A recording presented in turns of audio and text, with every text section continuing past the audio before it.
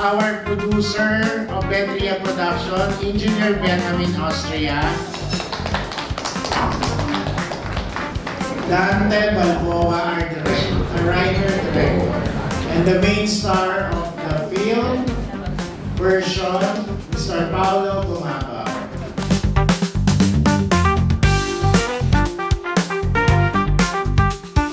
Sa press, sa mga writers, reporters po, sa mga friends, and sa mga moviegoers po na nandito po.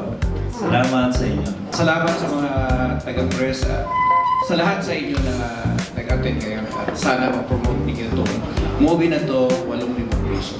Thank you. Maraming salamat sa pagpunta nyo dito para magpakita ng suporta sa 85 piso, the play, at saka syempre yung the movie. So ayun, sana abangan po natin, and thank you very much for coming here and helping us spread the story about this project. Ayun, salamat. Actually, iniisip ko talaga R18 ito kasi medyo sexy ni Pao. So, thankful din ako na nakuha sa R16. Ito po talaga ay pelikula. Pero sabi ko nga kay Sir, Sir, why don't we do it in a play muna? Kasi parang hitting two birds in one stone. At the same time, para ma-rehearse na rin, ma-memorize yung lines doon sa movie. Kasi akala mo lang simple yung movie, no? Pero napakahirap po kasi talaga nito. Kailangan kasi, una, tigit sa lahat, memorize ng bida yung lines. 1 hour and 35 minutes po yung itinakbo ng film. Tapos, one character siya. So, hindi madali na sauluhin yung ganong kahabang lines tapos isi-shoot agad natin sa film. Siguro baka magkamali, di ba? At hindi lang po yung actor, hindi lang po yung main actor ang kailangan mag-memorize, pati po yung cinematographer. Grabe, napakagaling ni Paulo sa parehas, no? Sa parehas na medium, sa play at saka sa film version.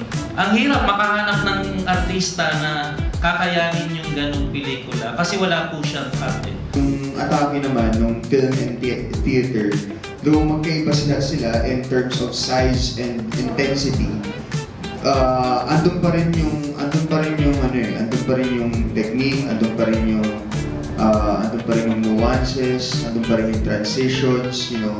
So, regardless of kung teatro ba yan or pelikula, I think naman na execute namin nila direct Dante yung dapat ma-execute. Sa film version, carefully rehearsed din kasi, so nag-usap kami ni Gilbert, yung editor and cinematographer.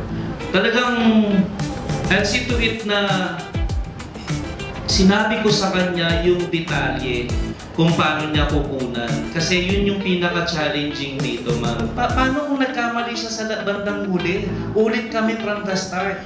Paano kung perfect siya pero si cinematographer lang nagkamali? Ulit na naman kami from the start. Sana supportahan niyo itong movie na to at the same time yung i-run na aming stage play.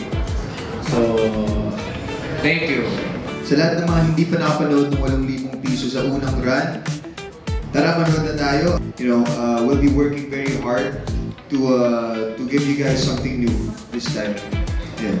Salamat. Sana po this coming October 22, panoorin na po niyo po dahil bibigyan po namin kayo ng isang pelikulang kakaiba. Maaaring first time po kayo makapanood ng ganitong uri ng pelikula na long take, one character, one setting, one location, lahat po ng one into one film. Sobrang, it's a film experience po, kakaiba. Pinaghirapan po, panoorin natin, tangkilikin po natin yung mga pelikulang Pilipino, mahalin ang sariling atin. Isa pong makabuluhang pelikula, yun nga po, siguro kaya ginawang R16 dahil nakita po nila na it's an art film more than anything else. Thank you po.